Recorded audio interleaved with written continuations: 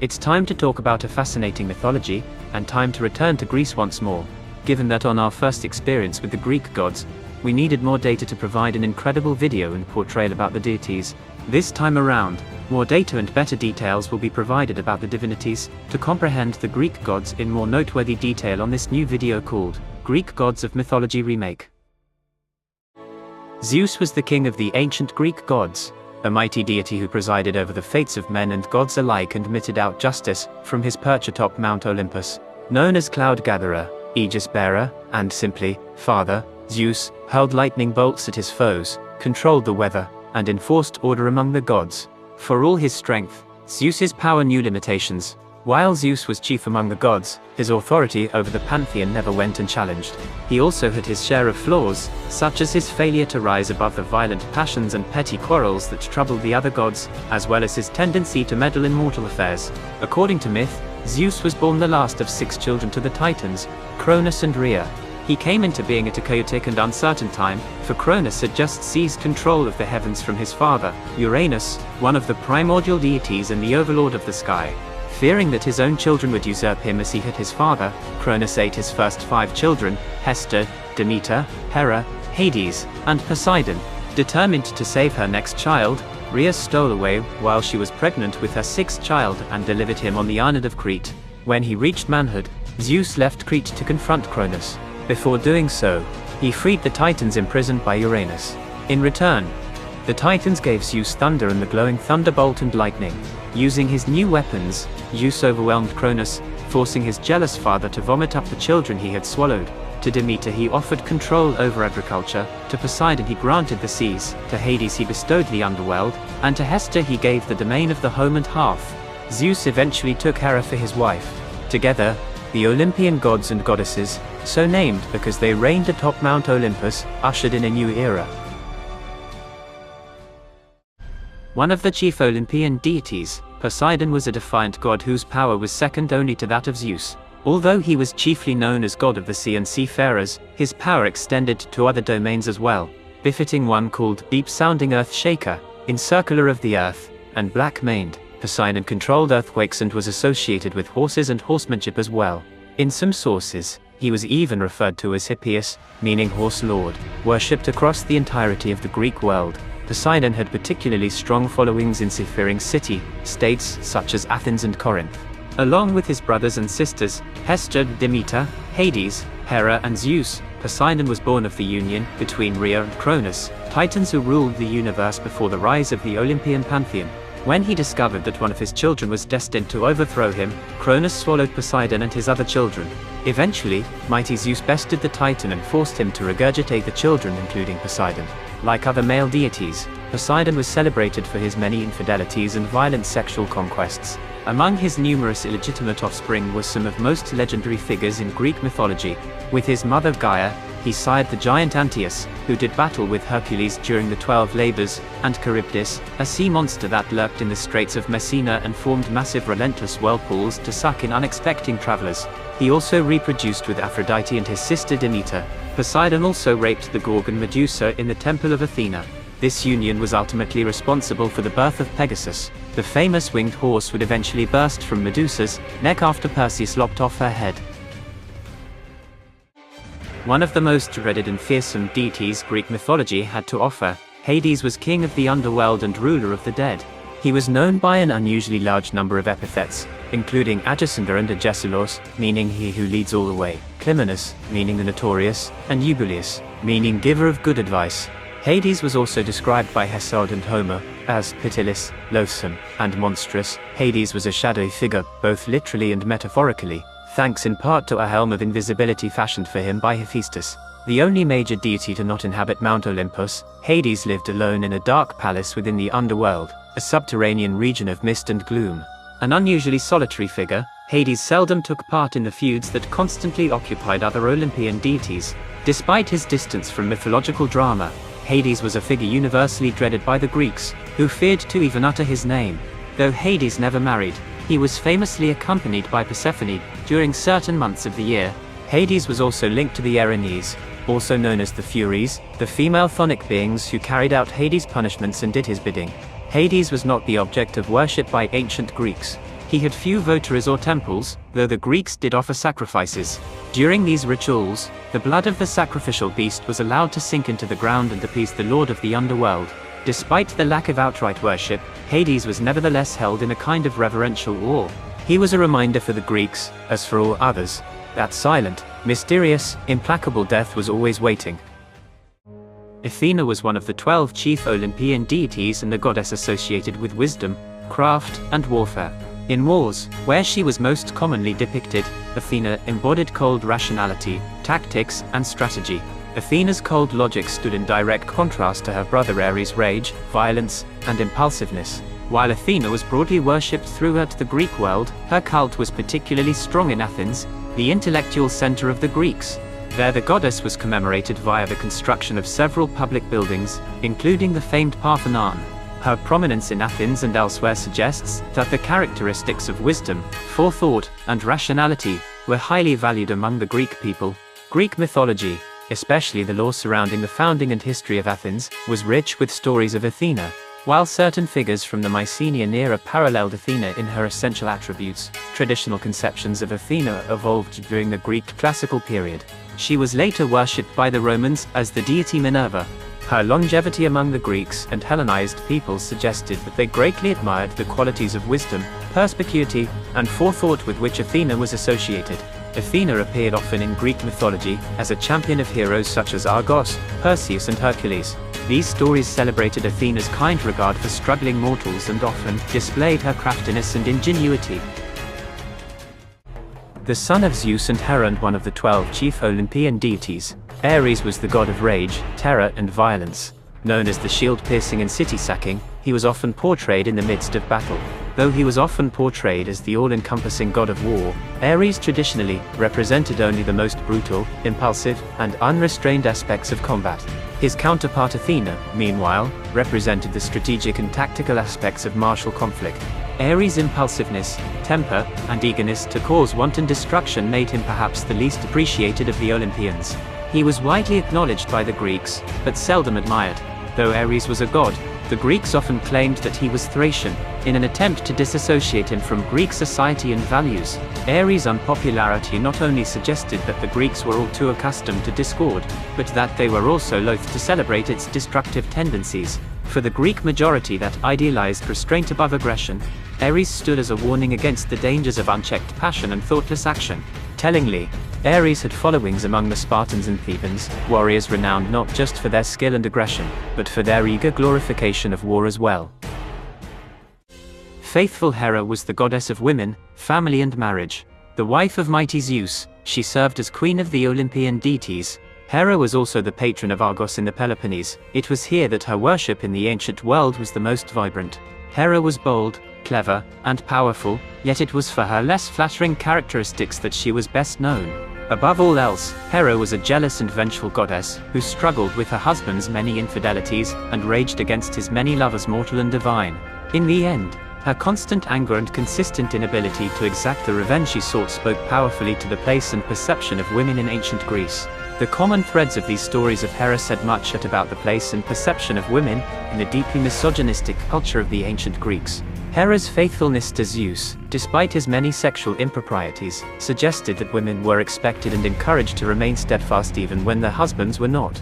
Her futile attempts to exact revenge on Leto, Io, Alcmene, Hercules, and others indicated that there were limitations to the justice that women could expect to achieve, even if that justice was harsh at times. That her vengeance focused on women more so than on Zeus also gave some sense of whom the Greeks thought was to blame in such affairs. Finally, her unsuccessful efforts to sway the course of the Trojan War said much about the perception of female powerlessness in Greek society. Tellingly, it was the crafty male Odysseus who conceived of the Trojan horse that ended the conflict.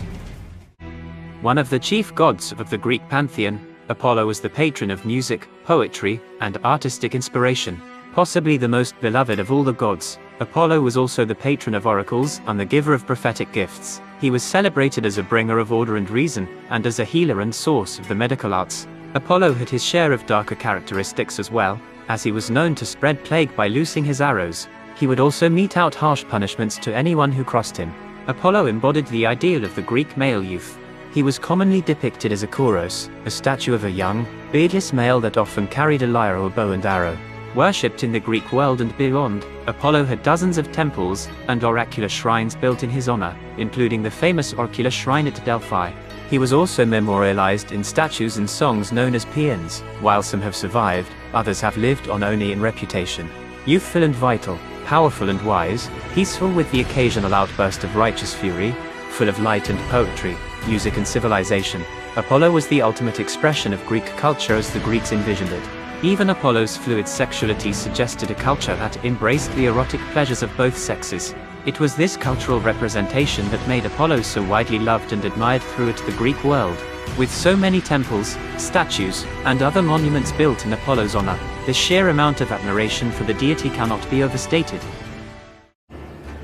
God of commerce and luck, patron of travelers, thieves, and merchants, and champion of athletes and athletic competitions, Hermes was a wily trickster who often put his own amusement over the interests of the gods. As herald and messenger of the gods, Hermes delivered the news, advice, and commands that maintained order and often sustained their fragile, tumultuous relationships.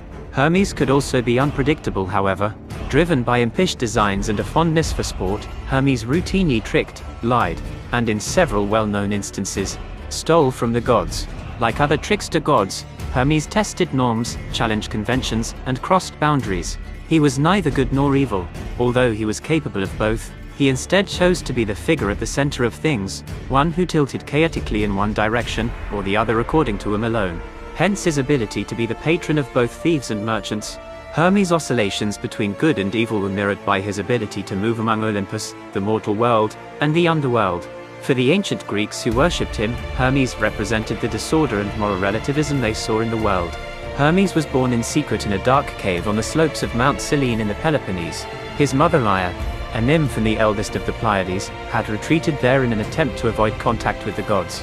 Zeus found her despite her best efforts, and thus began a sexual relationship that culminated with the conception of Hermes. Bounteous Demeter was one of the chief Olympian deities and the goddess of fertility, particularly as it pertained to agriculture. Described as golden-haired by Homer, and well-garlanded, hallowed, reverend, and bounteous by Hesiod, Demeter held the fate of crops and harvests in her hands. Rarely meddling in affairs human or divine, Demeter was perhaps the most beloved and least controversial of all Greek deities. Whereas most of the chief deities in the Greek pantheon evolved, or were reinvented over the course of Greek history, Demeter was worshipped continuously from Mycenaean times, all the way through to the Hellenistic period. She was also the centerpiece of the Eleusinian mysteries, annual rites performed by votaries of the cult of Demeter and Persephone. Her longevity spoke to the role of agriculture and the foundations of Greek wealth and power in the Mediterranean world. Though Hera was queen of the Olympian deities, and a figure closely associated with maternity and matrimony, Demeter was a more accurate embodiment of the loving, caring, and nurturing qualities of motherhood. Thus, the stories of her progeny formed the foundation of her mythology. Demeter was not only the paragon of maternal care, but also the most stable and consistent deity within the Olympian pantheon. Her consistency of character within her myths testified to the stability of Greek agriculture, which thrived in the mild climate of the Mediterranean. The goddess of love, passion and procreation, sensual Aphrodite, was the wellspring of both homosexual and heterosexual erotic desire. A figure both generously nurturing and passionately destructive, Aphrodite embodied all the possibilities that love and desire had to offer.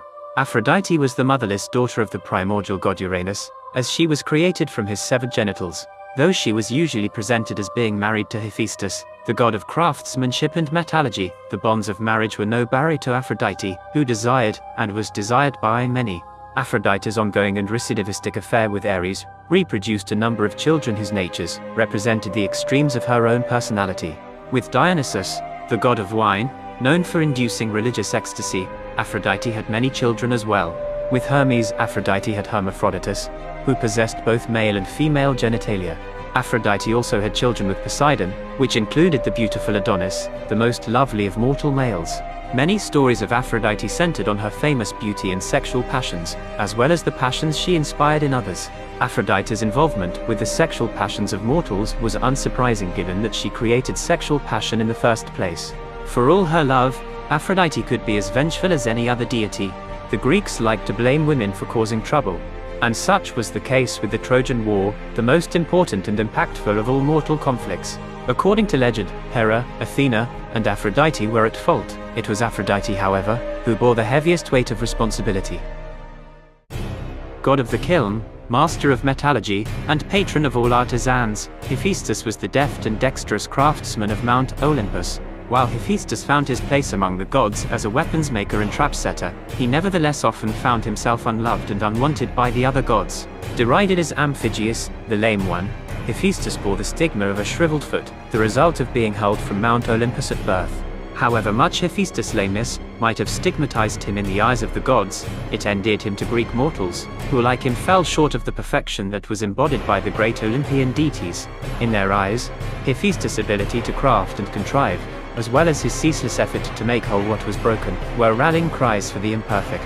His story saw many variations, but in most of them poor Hephaestus was thrown from the heavens by Hera, who had conceived the child on her own while angry with Zeus. When she discovered that her creation had a malformed foot, Hera became angrier still, and, deeming the child unworthy of divinity, threw him down to earth. Hephaestus ran a massive workshop on Mount Olympus, complete with 20 bellows, a forge and anvil, and a retinue of assistants, including several phonic cyclops. His masterful skill and ingenuity resulted in the creation of almost everything unique or sophisticated in Greek mythology.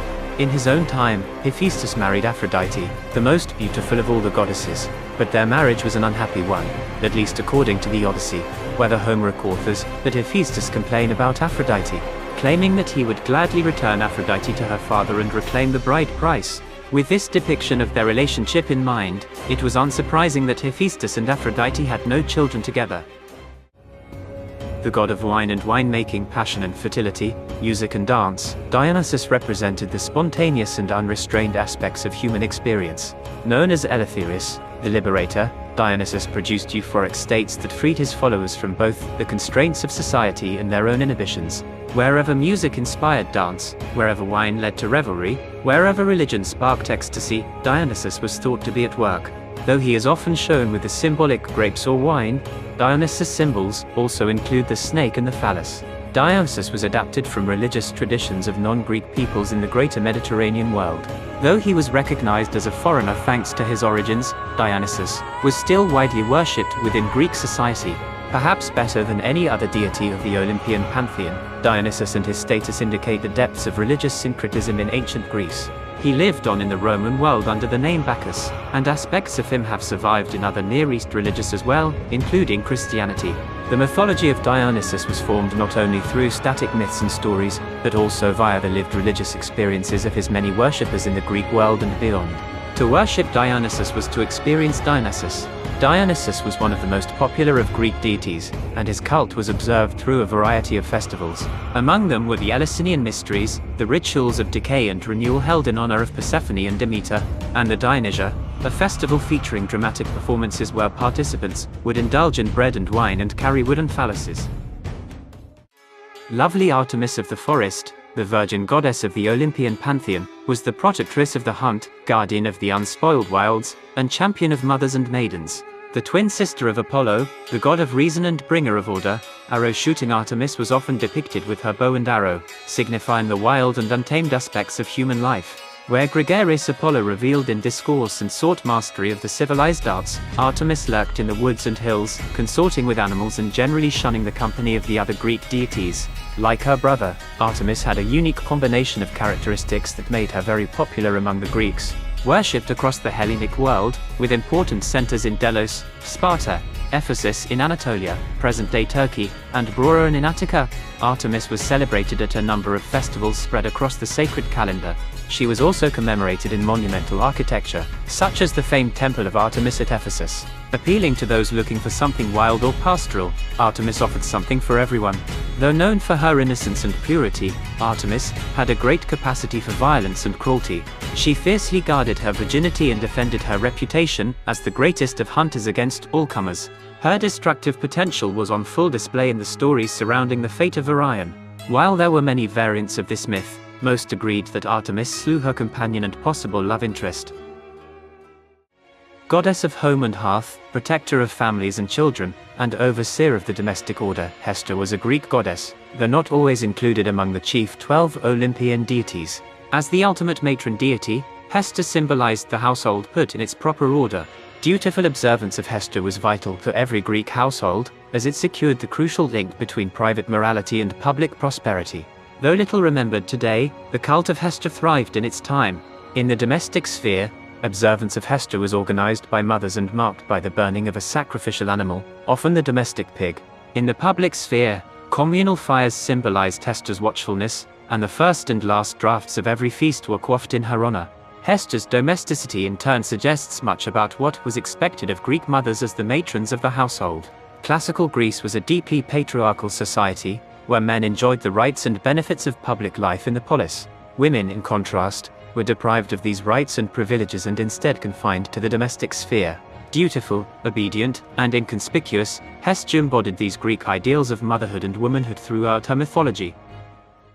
Nyx was a primordial deity in Greek mythology, who preceded the Titans and the Olympians.